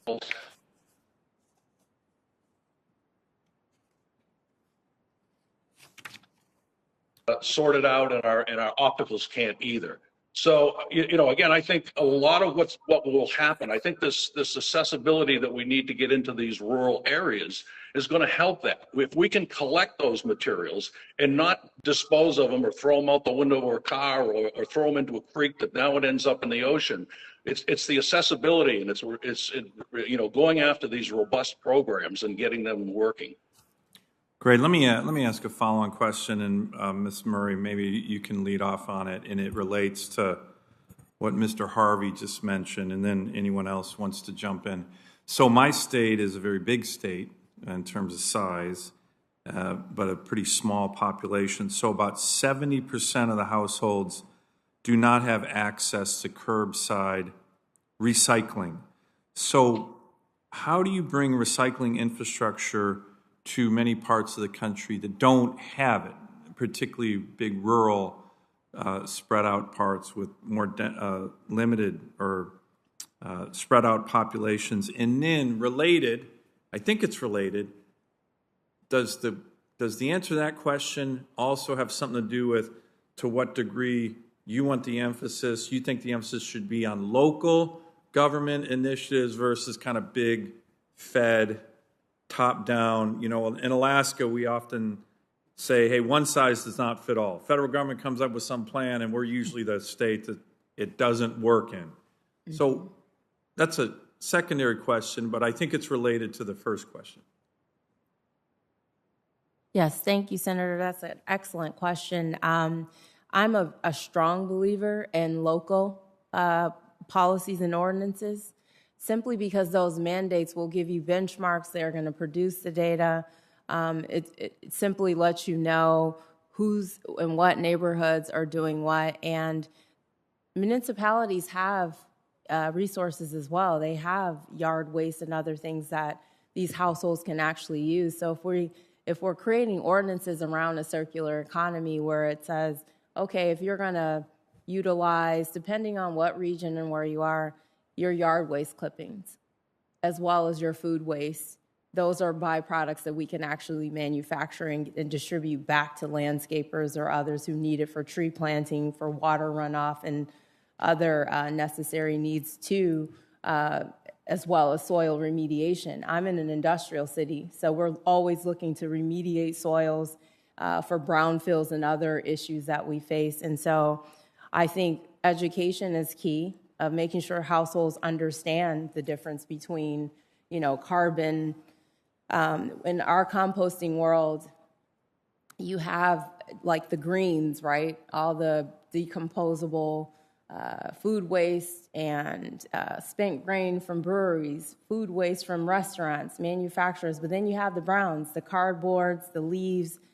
So you have to process these things in a certain way that makes sense. But I think with education, it makes it simple for most residents to understand that. So I think the federal government as well as local should be working together depending on what region you're in the country, because these are all processes that can be done. But there's also technologies, if you're in Alaska or Michigan where weather permitting, you have a bunch of snow. If you have these closed facilities with in-vessel anaerobic digestion, certain technologies that can take that material, you can produce and accelerate the process easier. But we really don't have these facilities set up around the country as much as we should.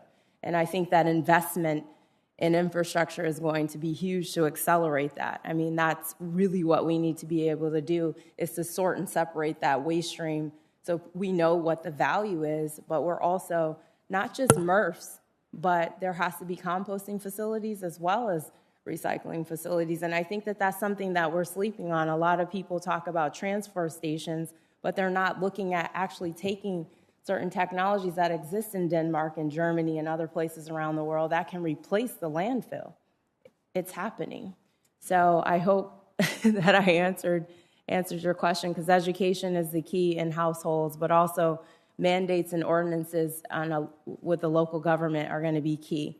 I mean, I've seen Detroit slow walk this thing for years, for the last decade, and then last year, the education and the investment in education and having the people understand what these processes are has accelerated the process, especially with K through 12 schools and universities taking that home to those households as well.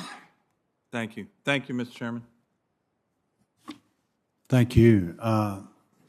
Mr. Harrison, in the last 10 years, and especially in the last 2 years, we've seen a rise in total online retail sales, which means an increased demand for paper packaging. To meet the demand, it's been vital to have as much recovered fiber in the circular market as possible. How has the paper industry's investment into research helped you prepare for the upswing in e-commerce we're seeing right now? Thanks, Senator. Yeah, the data that the Act will provide was going to really give us more detail on where e-commerce sales and that packaging material is available to be recovered. One of the things that we've talked about, historically, recycling has been a percentage of residential, a percentage of commercial. As we see the e-commerce shift, we're seeing a lot more of the recycling of fiber-based products coming through the residential stream. Understanding that stream, understanding what's available to be recovered will allow our industry to continue to invest in the right infrastructure and support to be able to drive the circular economy and get that commodity back into the value stream. Very good. And the rest of the panel, anybody that wants to jump in, in regard to the Recycling Infrastructure and Accessibility Act, what type of projects do you expect to be completed should this program be enacted?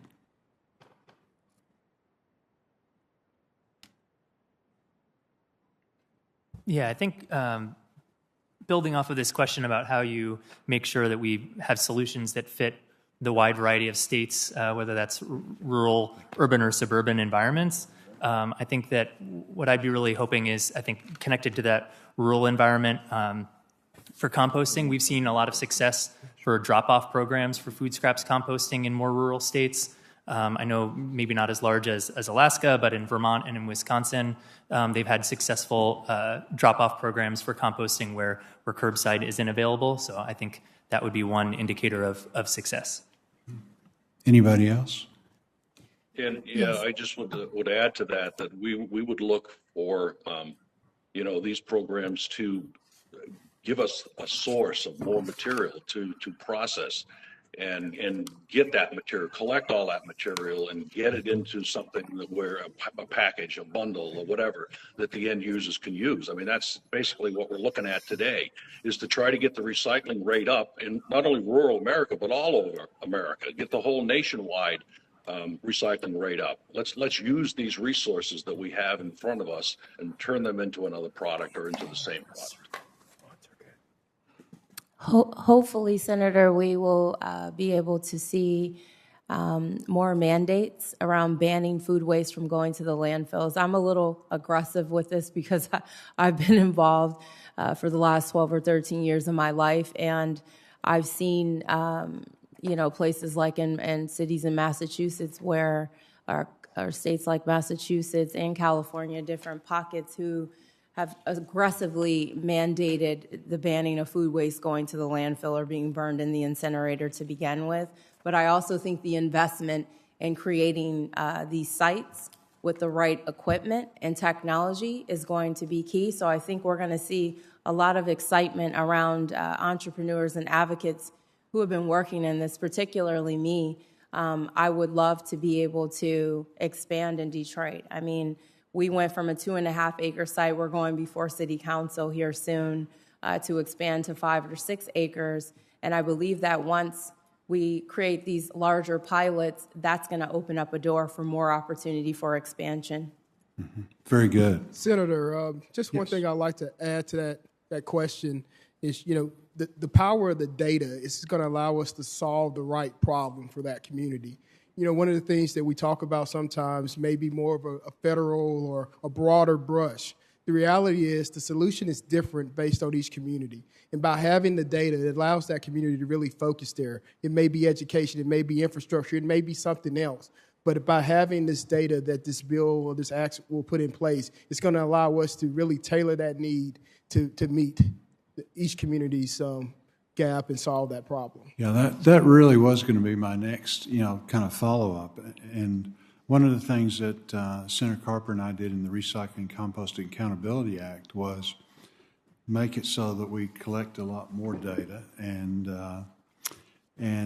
making sure that the data is out there to help you all, do your stuff, but also to inform the legislators, the people at all levels of government as to what exactly is going on so that, we have a better ability to respond. Thank you, Mr. Chairman.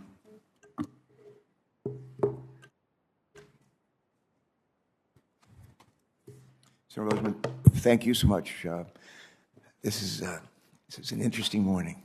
Got all these votes going on the floor, and committees meeting, marking up, voting on issues, and trying to hold a hearing on an important issue. But thank you for helping to make it all work and for being a great partner in this. And I also want to say what I think of it. I just want to thank our staffs. Sometimes we get the credit as members or blamed for progress made or not made. And we're blessed with the staff we have on both sides of the aisle. So I want to thank all of them, including one who's leaving at the end of this week.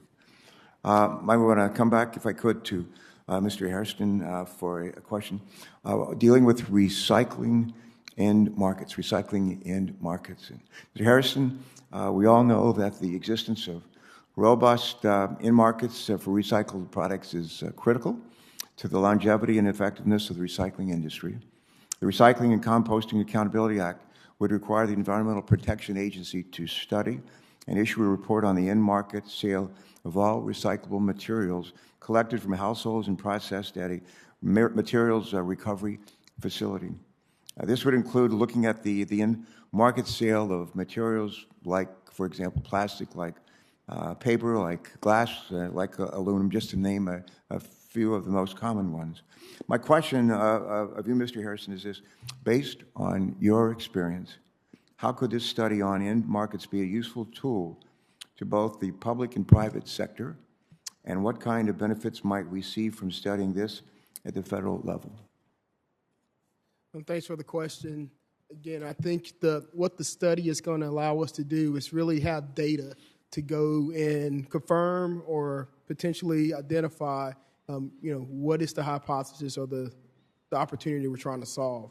The end markets, international paper, again, has a 2030 goal, 100% recyclable, reusable, compostable material. Our goal is that product that we're producing is able to meet that circularity. This data will help prove that, and it'll help us continue to innovate solutions for our customer base and for others. So I think, when I think of the Recycling and Composting Act and the data that we'll have on both a local and federal level, it'll allow private companies along with the public to partner on how to solve the gaps and where materials really being diverted, and how can we do the right things to drive that end market. Thank you, sir. Mr. Yepsen, a question for you, if I could. Also, composting end markets. What are some of the differences between composting and recycling end markets? What are some of the differences between composting end markets and recycling end markets? And how will this separate study be useful in ultimately reducing the amount of food waste in our landfills? Yeah, it's a good question. There are so many differences, I think, for the end markets for recyclables versus compost. When we're thinking about recycling end markets, we're thinking about post-consumer recycled content going back into new packaging as a direct input. When we're thinking about compost end markets, those are not a direct input back into new packaging materials or directly into new food, right? There's a slightly longer system there. And so I think the reason that this study and extra data will be so important is just showing all those varieties of avenues for end markets for finished compost, and making sure that we are driving those end markets, because the commonality between recycling end markets and composting is that if you don't have an end market, your business falls apart. And we heard about this earlier, that a lot of composting businesses have historically focused on that tip fee, the money generated for materials coming in, rather than the markets for the finished compost and the sale of that compost. And obviously, you need both of those for recycling and composting, the tip fee and the end market. But I think that's where there is some commonality. We have to have that more knowledge and data around what those end markets are and ways that we can make sure that we drive that through. Thanks for that response. Mr. Upson, we're going to stay with you for just a minute, and I'll direct the same question on proper management of composting facilities. I want to direct this to you, but also to Ms. Murray, but I'll direct it to you initially, and then we'll kick it over to her. One of the challenges that often, and this deals with proper management of composting facilities. Mr. Yepsen and Ms. Murray, one of the challenges that often accompanies composting facilities and may act as a deterrent for communities who might otherwise want to start a program is the odor. In fact, my state of Delaware has faced some challenges with this issue in the past. We do a fair amount. We have a lot of chickens in Delaware. We're not a big state. We're a big ag state, as it turns out, and we raise, I think for every person in Delaware, there's 300 chickens, and that they create a lot of chicken manure. And we've been working for decades to figure out what to do with all of that chicken manure and straw and sawdust that comes out of our poultry houses. And I think we're making some pretty good progress, some really good progress. But my question with you is, what can composting facility managers do to reduce or eliminate any odors associated with composting? Yeah, it's a good question, and I'm familiar with some of the composting facilities that have existed and are no longer in Delaware, partly around issues due to odor. And I think that the simple answer is there are ways to successfully compost without huge amounts of odor. And the U.S. Composting Council has a certified operator program, and there are composting classes that happen all around the country in different states, hosted by, again, the U.S. Composting Council or universities or master gardener programs. And so it's definitely possible to run a facility without odors. And it's, comes down to biology, I think. And they're not super high-tech solutions to control odor that can be taught within these schools. And I think, again, it kind of leads back to that other question of, what is the business model of those composting facilities? Are they really driving to get the maximum tonnage coming in to get that tip fee, or are they really taking their time to compost successfully and well rather than trying to rush that process? All right, thanks for that response. Ms. Murray, really the same two questions. The first question, again, was what can composting facility managers do to reduce or eliminate any odors associated with composting? And then a follow-up question is how can education programs like the development of voluntary guidelines in the Recycling and Composting Accountability Act that we're having this hearing on today, how can those guidelines help enhance existing or new compost programs? Take it away. Thank you. Really quickly on the end market question that you asked earlier. Please. Department of Transportation, construction companies, Department of Environmental Quality, these are all sources that can actually use as an end market for water runoff of freeways and interstates. Construction sites buy millions of dollars of compost and soils. They're always looking for resources around that. So I just wanted to put that on record that there are opportunities with Department of Transportation and other government organizations as well as construction companies that buy it as fill.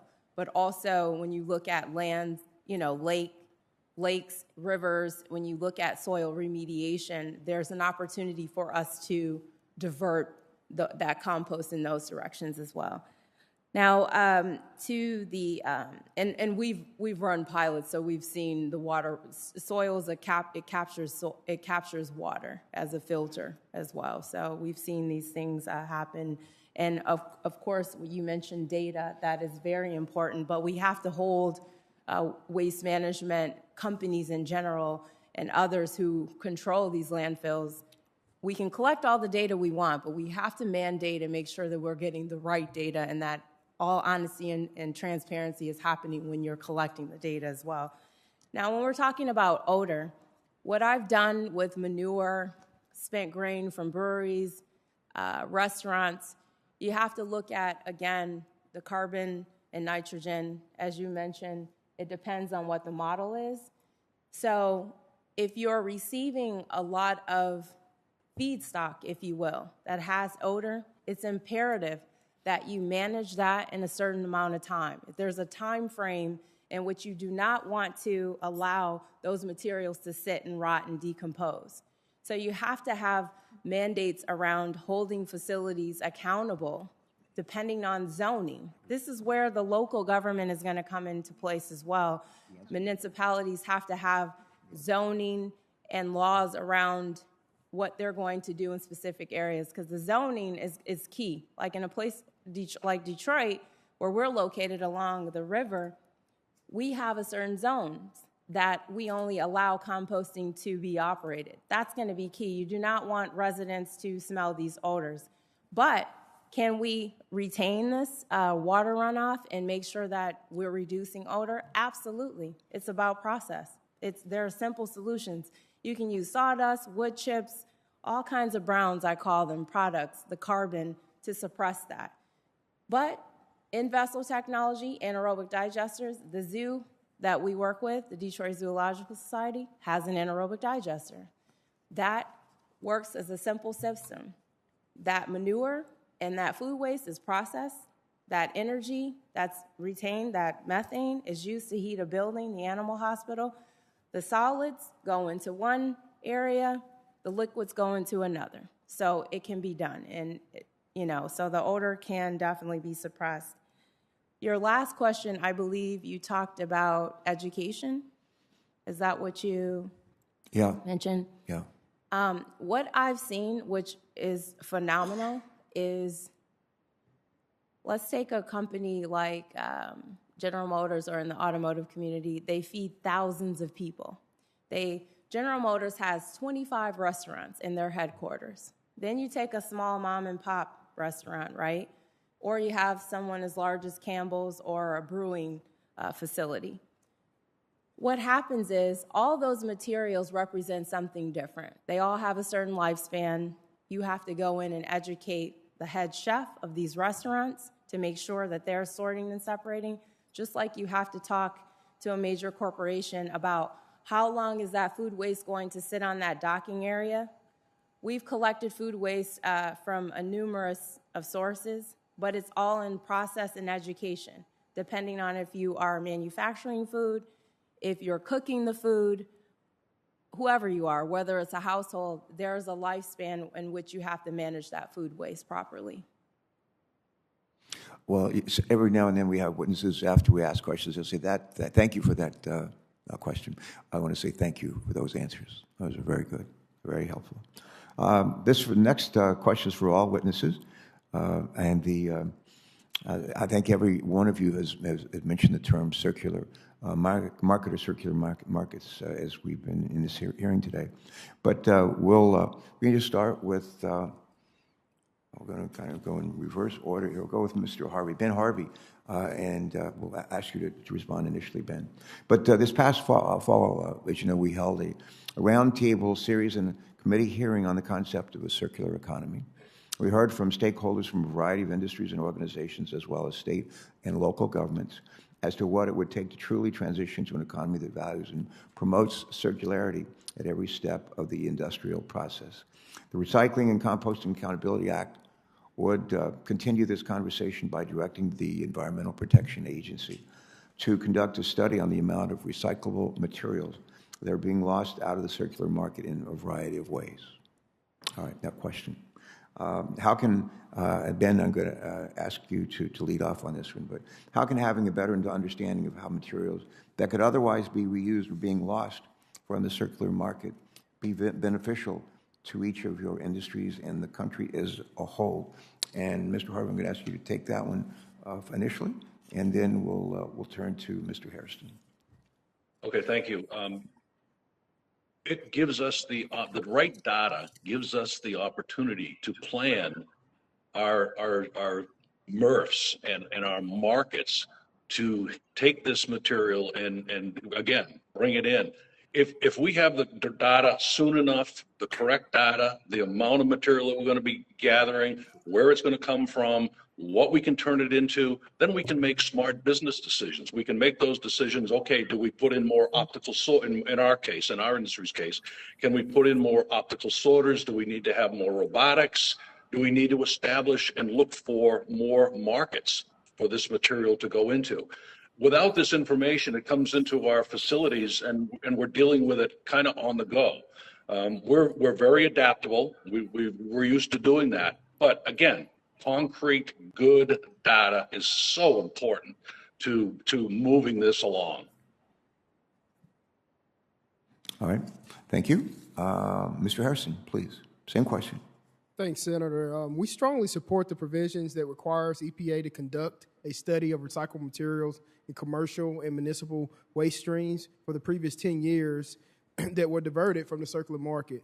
We believe that the study will highlight the strong recycling rates of paper and paper-based packaging and help clarify why our current recycling rates are reaching a practical maximum without potential regulations to improve. Examples like products similar to wallboard tape and tissue, which aren't really identified for recovery, are things that may show up in the study. But the data will also, again, allow us to make sure we're focused on the right items. One of the biggest things impacting the circularity of fiber-based products is contamination. The Recycle Act is focused on education, and we think with education that reduces contamination, but the data will also help make sure we're focused in the right areas going forward. All right, thank you. I'm going to ask our other two witnesses to Mr. Yepsen and Ms. Murray. I'm going to ask you to answer that question for the record. And but now I'm going to yield to Senator Bozeman. No, you're all done? Okay, all in. Okay. In that case, I'm going to ask our Senator Yepsen, you stayed long enough, you might be, Mr. Yepsen and Ms. Murray, to go back and answer the same question that was just been answered by other witnesses, and that is just to remind you, how can having a better understanding of how materials that could otherwise be reused are being lost from the circular market be beneficial to each of your industries and to our country as a whole? Please go ahead. Mr. Yepsen, Ms. Murray. Go ahead. Yes, thank you. I think one of the reasons that this would be so important is that we needed the systems-based approach, right? It's not just the number of the facilities or the number of collection programs. And having federal data and studies that show all of these different elements and start using some common language are really important, because right now we have different state reporting requirements, and I think that's been part of the challenge when we look at something like composting, is that there are different definitions of what's recyclable or compostable from community to community, from state to state. States have different requirements for what has to be reported to them or not reported. And that makes it really challenging as we start trying to think of what a national strategy is to make sure that we're able to have more communities with composting programs. Thank you. Ms. Murray, do you want to clean up on this one? Sure.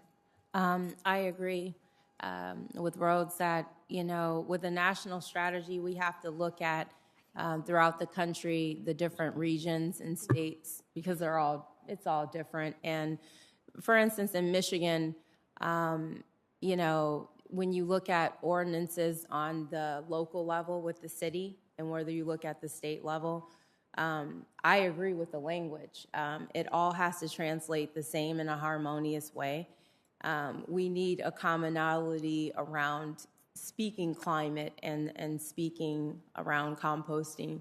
But the Department of Transportation may get a different message from the state than what they may get on language from the city. And I think it all has to align in order for us to positively move forward.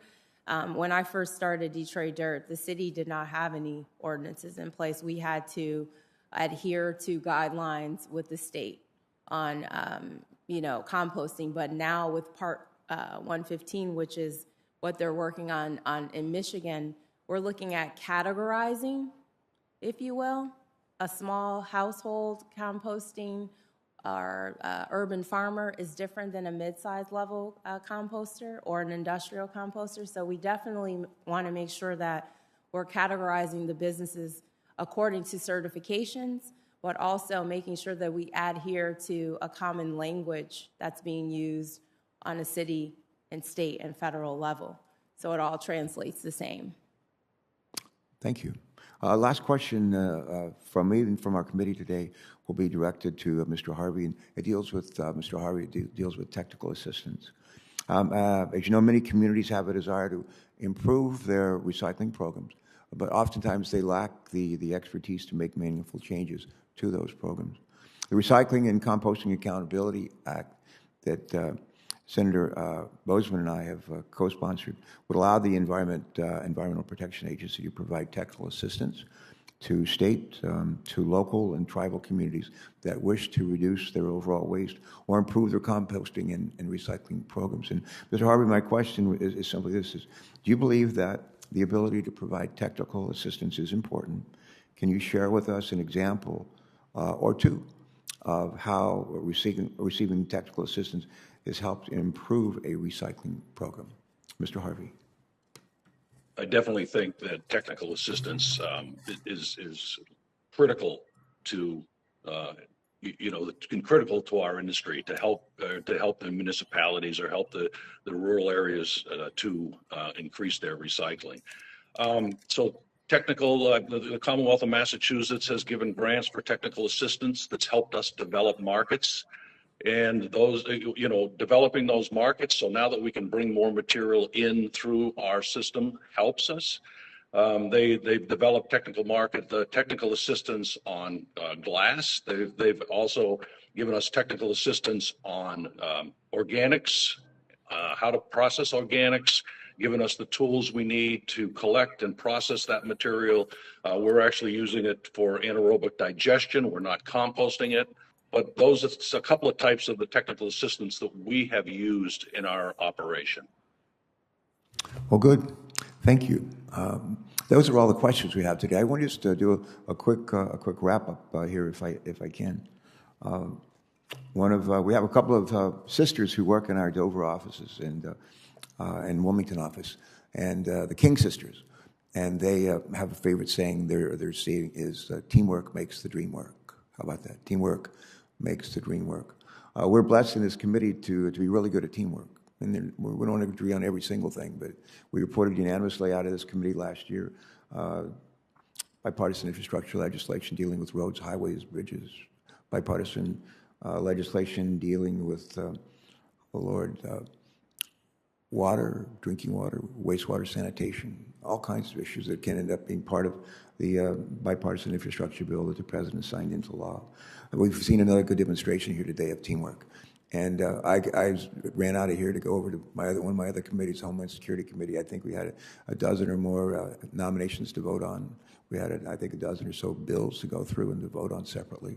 And I had an opportunity to speak on at least one of those and make all of our votes. We're on another vote on the floor.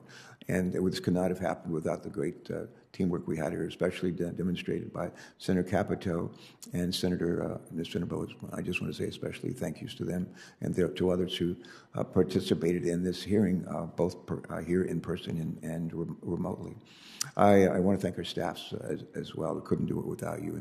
And this is such an important issue and one that I'm passionate about, and I know a lot of folks in our committee are and across the country. Every now and then we have an opportunity on issues that are of importance to our country on which there is agreement. I like to say the sun, the moon, the stars come in alignment. This is one such day, one such issue. I've been waiting for this issue, for this day for a long time, and I believe that Senator Capito and Senator Bozeman and others on our committee have as well. I have all these aphorisms that I like to use, and I could go just go through. In adversity lies opportunity. That's Einstein. And plenty of adversity here in terms of what do we do with all this waste, and whether it's food waste or whether it's other kind of waste that ends up in our maybe in our trash cans or maybe in our recycling efforts. But there's plenty of opportunity here, too. I'm always looking for ways to put people to work. I'm a recovering governor, and the idea of doing something that's good for our planet and good for putting people to work and helping them be self-sufficient is always something that's near and dear to my heart. Someone mentioned hub and spokes system. I think a couple of people mentioned that. A couple of our witnesses did. With respect to improving opportunities to recycle and compost in more rural parts of our country. And I especially appreciated hearing that from a state that has a lot of urban up in the north, but a lot of rural in the southern part of our state. One of the other thoughts that came to mind for me, of course, is find out what works and do more of that. There you go. Find out what works, do more of that. I was governor and chairman of the National Governors Association. Tommy Thompson, governor of Wisconsin, and I helped create something called the Center for Best Practices, kind of a clearinghouse of good ideas. And I'm going to be sharing with them. I still share with the National Governors Association's Center for Best Practices. We're going to be talking with them probably later this week about this hearing and some of what we're learning and some of what we're hearing is we can use the NGA as a way to get the good information out. And I just am so encouraged by what we've heard here today, encouraged by what's happening in particularly places like Detroit, but other places, including Delaware and places across the country, rural, urban, and somewhere in between. There are any number of ways to do good things for our planet and create economic opportunity and jobs. And we're on to some really good stuff here. Really good stuff here. And let me see, I think I need to say, this is printed out for me so I won't forget it.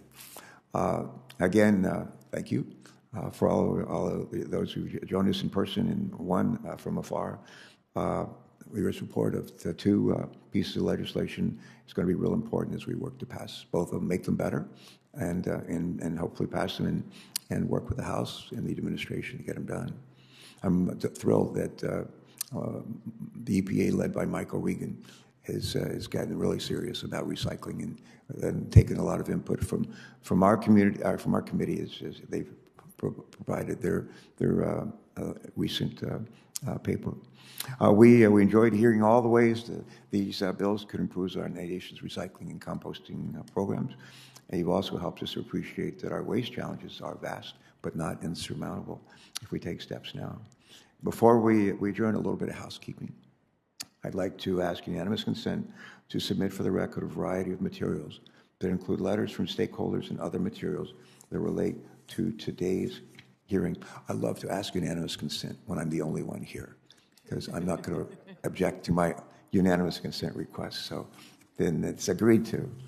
Additionally, I would say to my colleagues on the committee, you'll be allowed to submit questions for the record through the close of business on Wednesday, February the 16th, Wednesday, February the 16th. That's a couple of weeks. We will compile those questions, send them out to our witnesses, and ask that you reply by Wednesday, March the 2nd. I believe that's 2 weeks, if I'm not mistaken. And with that, in the Navy, when people do an especially good job on important issues, we have a saying, it's Bravo Zulu, Bravo Zulu. I would say to each of you, to our committee members, to those who help staff this committee and our members, Bravo Zulu all around. And with that, I think it's a wrap. And I'm going to go run and vote again. All right, thanks, everyone.